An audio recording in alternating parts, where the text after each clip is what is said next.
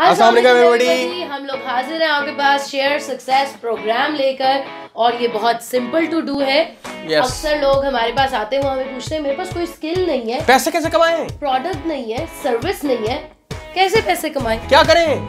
तो ऐसा बिल्कुल पॉसिबल है कि अगर आपको स्किल प्रोडक्ट सर्विस नहीं ऑफर करने के लिए फिर भी आप पैसे कमा सकते हैं और बहुत आसानी से। उसमें सिर्फ आपने क्या ज्वाइन करना है, प्रमोट करना है और अर्न करना है।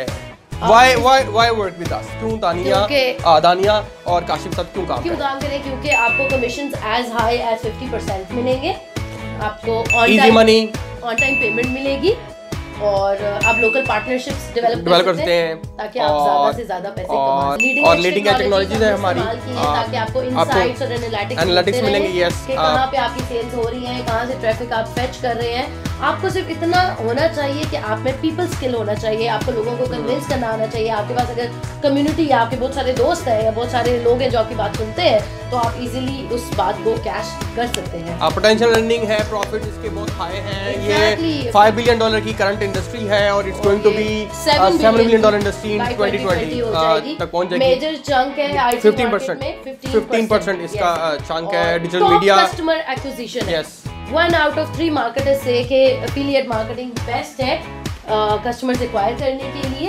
और half of the affiliate marketers जो है they make around how much